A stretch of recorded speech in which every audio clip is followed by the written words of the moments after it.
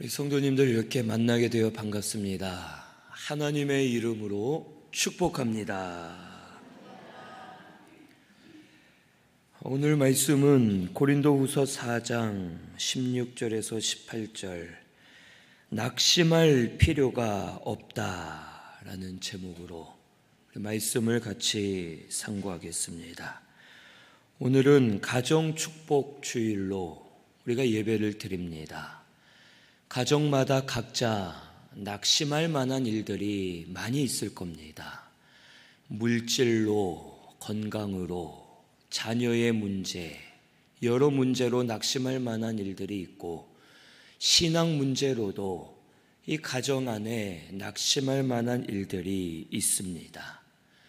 오늘 이 말씀을 우리에게 주시는 줄로 믿고 말씀을 통해 낙심하지 않고 오히려 더 감사하며 믿음으로 서는 가정들로 복을 받으시기를 바랍니다. 오늘 말씀 16절에 보면 우리가 낙심할 필요가 없음을 알려주십니다. 16절 우리 같이 봉독합니다. 그러므로 우리가 낙심하지 아니하노니 우리의 겉사람은 낡아지나 우리의 속사람은 날로 새로워지도다. 아멘. 우리가 낙심하지 않는 이유는 겉사람은 낡아지지만 우리의 속사람은 날로 새로워지기 때문이라고 말씀해 주십니다. 이 바울은 오늘 본문 앞에 있는 1절에서 15절을 통해 우리의 속사람이 계속 새로워지고 있음을 설명해 줍니다. 첫째는 보배를 질그릇에 가졌기 때문에 우리의 속사람이 새로워지고 낙심할 필요가 없음을 말해 줍니다. 이 보배는 하나님이 주신 복음입니다. 그리고 우리는 질그릇입니다. 우리를 질그릇으로 표현하신 것은 죄로 인해 타락하여 일그러지고 저주받은 자들이기 때문에 질그릇과 같이 쓸모없고 보잘것없고 언제든지 쉽게 깨져버릴 수밖에 없는 연약한 자들임을 우리에게 가르쳐 주십니다. 그런데 이런 질그릇 같은 우리에게 보배로운 복음을 주셨다는 것입니다. 복음 되시는 예수님이 사람으로 오셨고 우리를 대신하여 십자가에서 죽으셨고 죽은 지 3일 만에 부활하심으로 말미암아 우리의 구원을 완성해 주셨습니다. 우리가 이 복음을 믿기만 하면 복음으로 인해 하나님의 생명이 우리에게 왔고 우리는 하나님의 존귀한 자녀들로 거듭나게 되었습니다. 그래서 우리에게는 복음이 있고 그 복음으로 말미암아 우리가 거듭나서 하나님의 자녀로 살고 있는 것입니다. 그리고 그 복음은 영원히 떠나지 않고 우리 속에 거하면서 하나님의 생명으로 우리를 인도해 주십니다. 우리는 낙심할 필요가 없습니다. 육신은 낡아져도 우리의 속사람은 복음으로 이미 거듭났고 복음으로 하나님이 길러주고 계시기 때문에 낙심할 필요가 없음을 우리에게 가르쳐 주십니다. 두 번째로 심히 큰 능력이 하나님께 있기 때문에 속사람은 새로워지고 낙심할 필요가 없습니다. 우리에게 복음을 주셨는데 그 복음 안에는 하나님의 능력이 있습니다. 그래서 우리의 능력은 복음입니다. 우리는 본래 연약하여 아무것도 할 수 없는 존재입니다. 병을 이길 수 없고 사망을 막을 수 없고 이 세상에 일어나는 일들을 우리의 힘으로는 어떻게 할 수 없습니다. 우리는 연약하지만 심히 큰 능력은 하나님께 있음을 믿으시기를 바랍니다. 그리고 그 능력을 복음을 통해 우리에게 역사하고 계십니다.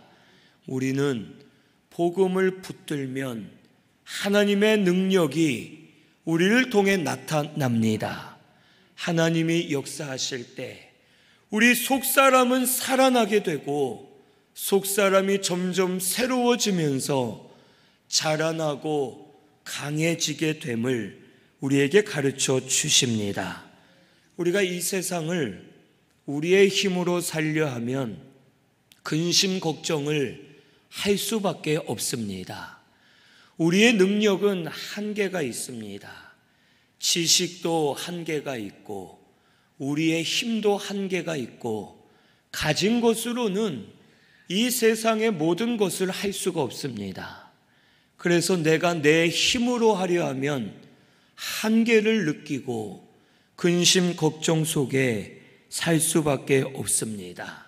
하지만 하나님의 능력은 무한합니다. 능치 못함이 없으십니다. 하나님의 능력을 믿고 그 능력을 의지하면 근심 걱정할 필요가 없다는 겁니다. 이것은 모든 일이 잘 된다는 뜻은 아닙니다.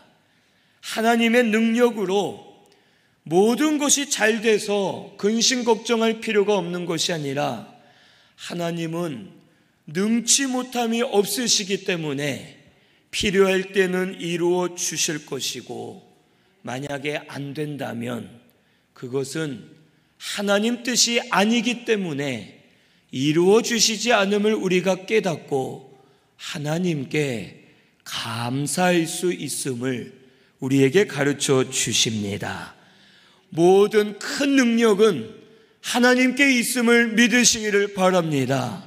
해야 될 것은 하나님 이루어 주실 겁니다. 그리고 안 되는 것은 하나님 못하셔서가 아니라 그것이 올바른 것이기 때문에 하나님이 안 하시는 줄로 믿고 심히 큰 능력은 하나님께 있음을 믿고 우리는 날마다 하나님을 의지하고 그 안에 살면 우리의 속사람은 날마다 새로워지는 역사가 일어나게 될 줄로 믿습니다. 세 번째는 직분을 주셨기 때문에 우리의 속사람이 새로워지고 낙심할 필요가 없습니다. 우리에게 주신 직분은 복음의 직분입니다. 복음의 직분은 하나님이 주셨기 때문에 하나님이 도와주십니다. 모세와 같은 경우는 율법을 맡은 직분이었습니다.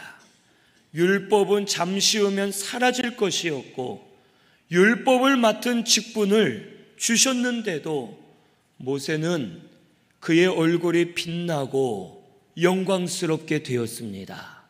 그래서 고린도후서 3장 7절에서 9절에 없어질 썩어질 이 직분도 영광이 있거든 너희들에게 주신 영원한 의의 직분, 복음의 직분은 얼마나 더 영광스럽겠느냐라고 말해 주십니다. 우리 성도는 모두가 직분이 있습니다. 나는 아무것도 하지 않는데 무슨 나에게 직분이 있는가라고 생각할 수 있습니다. 우리 예수 믿는 사람을 뭐라 부릅니까? 제가 방금 말했는데 성도라고 부릅니다. 거룩한 사람들. 이 성도라는 이름 자체가 우리에겐 직분입니다. 그리고 우리에겐 하나님의 자녀라는 직분이 있습니다.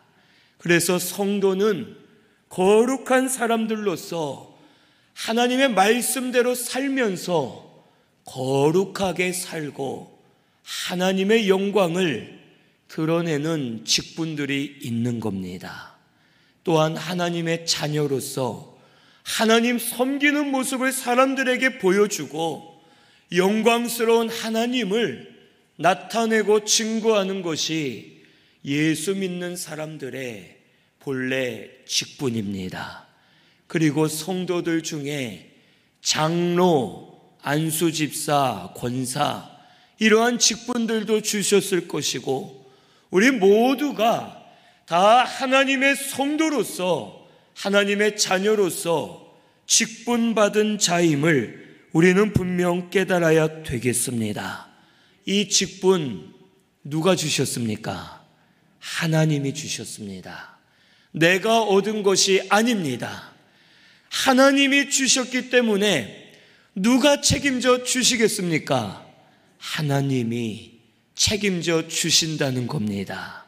우리 직분이 있음을 깨닫고 믿음으로 살면 하나님이 우리를 책임져 주시고 우리 속사람을 새롭게 해주시고 강건하게 해주시고 날마다 살아나도록 역사해 주셔서 낙심하지 않도록 우리에게 은혜 주심을 꼭 믿으시기를 바랍니다.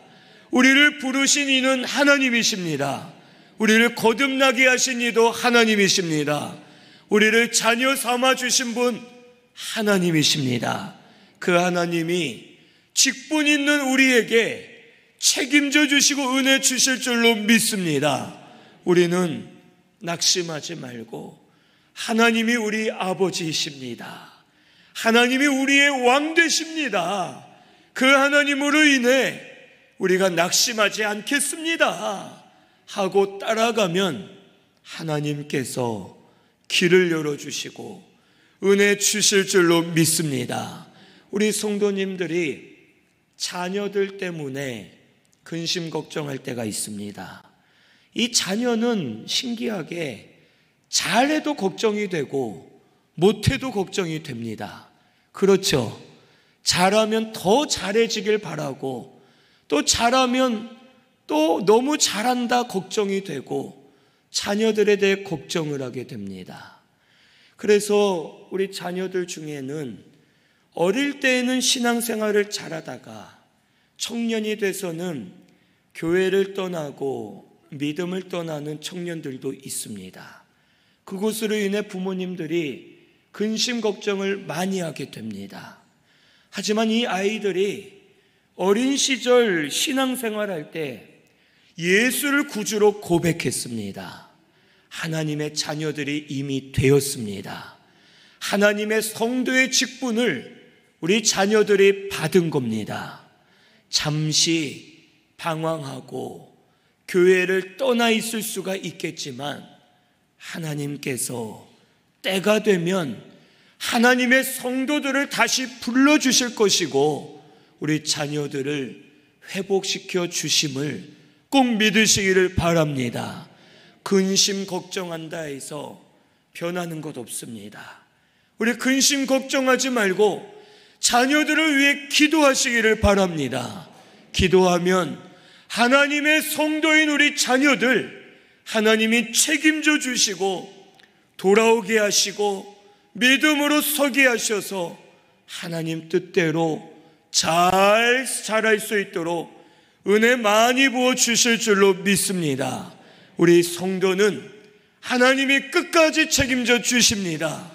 죽기 전에는 다시 돌아오게 하셔서 은혜 주실 것을 믿으시고 우리 감사함으로 기도하는 저와 우리 성도님들 되시기를 바랍니다.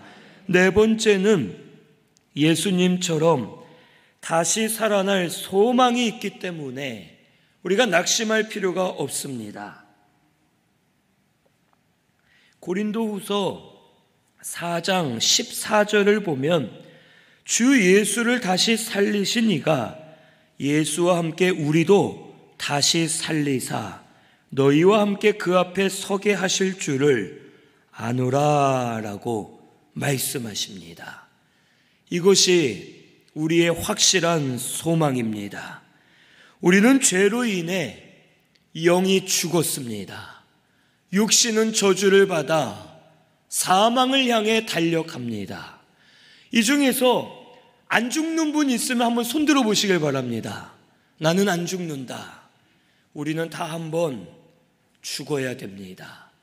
죽을 줄을 모르고 살아갈 뿐이지 저도 언젠간 죽을 겁니다. 우리 모두 다 한 번씩은 죽습니다. 죽지만 우리 예수님이 사망 권세를 이기시고 부활 승리하셨습니다. 예수 믿는 우리도 부활 승리하게 될 줄로 믿습니다. 이 세상에서는 한 번은 죽어야 됩니다. 언제 죽을지 아무도 모릅니다. 제가 먼저 죽을 수도 있고 우리 성도님들이 먼저 돌아가실 수도 있고 한 번은 다 죽습니다. 하지만 그것으로 끝이 아닙니다. 내세는 반드시 있고 우리 예수님 재림하실 때 우리 모두가 부활 변화되어져서 하늘나라 천국에 들어가 영원히 살게 될 것을 꼭 믿으시기를 바랍니다.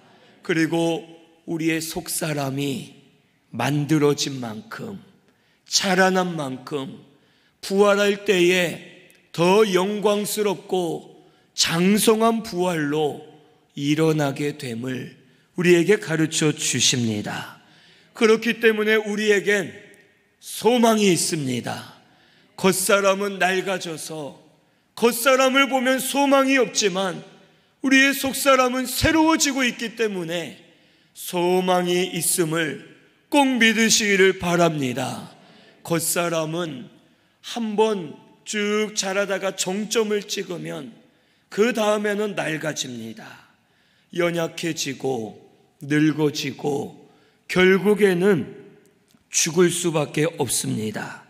하지만 우리 속사람은 날마다 새로워집니다. 속사람은 어느 정도 자랐다가 늙는 것이 아닙니다.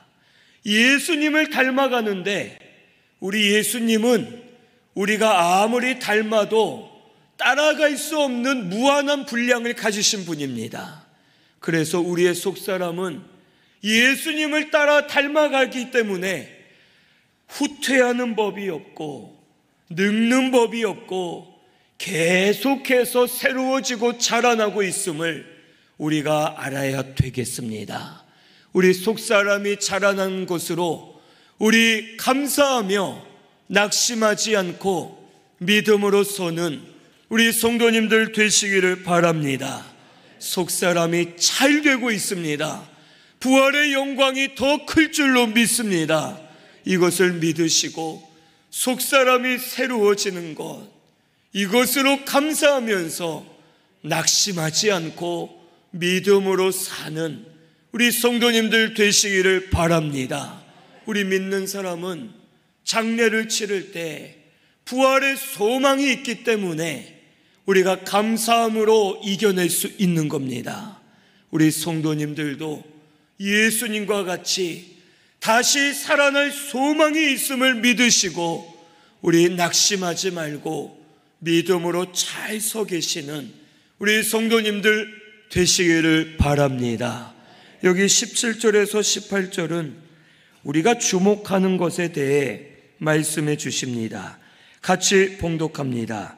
우리가 잠시 받는 환난에 경한 것이 지극히 크고 영원한 영광에 중한 것을 우리에게 이루게 함이니 우리가 주목하는 것은 보이는 것이 아니요 보이지 않는 것이니 보이는 것은 잠깐이요 보이지 않는 것은 영원함이라. 아멘. 우리가 받는 환난은 잠시 받는 것이고 경한 것이라고 말씀해 주십니다. 이 환난은 눈에 보이는 것으로서 영원하지 않다는 뜻입니다. 우리가 환난을 받아도 잠깐입니다. 그것은 가벼운 것입니다. 이 환난은 언젠간 지나갑니다. 그래서 이 환난 동안 우리가 믿음으로 이겨내면 영적으로 만들어지고 우리 속사람은 새로워지면서 더 강해지게 되는 겁니다. 그런데 우리 성도가 눈에 보이는 것에 주목하면 흔들리게 됩니다. 왜냐? 우리가 주목하는 것이 그것 자체가 흔들리기 때문에 우리 마음도 흔들립니다. 돈에 주목하는 사람은 돈이 있고 없고에 따라 마음이 바뀝니다. 사람에게 주목하는 사람은 사람이 변하는 것에 따라 낙심하게 됩니다. 이 세상 눈에 보이는 것은 언제든지 사라지고 낡아질 수 있는 연약한 것들임을 우리가 분명히 알아야 됩니다. 그래서 보이는 것에 주목하지 말고 보이지 않는 것에 주목하라라고 우리에게 말씀해 주십니다. 잠시 있을 아주 가벼운 보이는 것에 집중하지 말고 영원하고 우리에게 아주 영광스러운 보이지 않는 것에 주목하는 것이 우리가 믿음으로 살 수 있는 길임을 가르쳐 주십니다. 이 보이지 않는 것은 영원합니다. 보이지 않는 것은 영의 것이고 신령한 것이고 하늘나라의 것입니다. 보이지 않는 것은 영적인 것이기 때문에 내 속사람이 잘하는 것은 볼 수가 없습니다. 그래서 때로는 낙심할 때가 있고 또 하늘에 쌓이는 상급도 영적인 것이기 때문에 우리가 눈으로는 볼 수 없습니다. 하지만 히브리서 11장 1절에 믿음은 바라는 것들의 실상이요 보이지 않는 것의 증거라고 말씀해 주셨습니다. 우리가 바라면 실상이 됩니다. 보이지 않아도 믿으면 그것이 우리에게 증거가 되어 우리 가운데 역사될 줄로 믿습니다. 우리 신순교회는 보이지 않는 것에 주목하시기를 바랍니다. 우리 속사람이 거듭난 것, 그것이 은혜입니다. 우리 속사람이 새로워지는 것, 그것이 은혜인 줄로 믿습니다.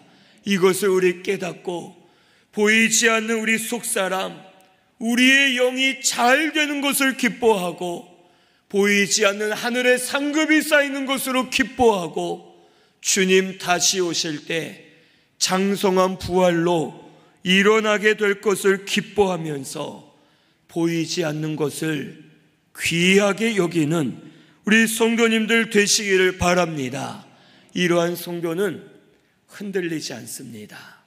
세상에 어떤 환경이 와도 내 영이 잘 되고 있음을 믿기 때문에, 내가 구원받은 은혜를 감사하기 때문에, 주님 다시 오실 날 부활할 것이기 때문에, 주님이 상급으로 갚아주실 것이기 때문에 이것으로 인해 낙심하지 않고 믿음으로 설 수 있음을 우리에게 가르쳐 주십니다. 오늘 우리 신승교회는 낙심하지 마시기를 바랍니다. 우리 낙심할 필요 없습니다. 우리에게 보배로운 복음을 주셨고 그 복음으로 하나님의 능력이 역사되고 있고 성도의 직분을 주셔서 지금까지 인도해 주셨고 주님 오셔서 부활할 그날까지 우리들을 인도해 주실 줄로 믿으시기를 바랍니다. 보이지 않는 것에 주목하여 낙심하지 말고 믿음으로 감사하며 서 있는 우리 모든 성도님들 다 되시기를 바랍니다. 우리 말씀 생각하며 통성으로 같이 기도하겠습니다.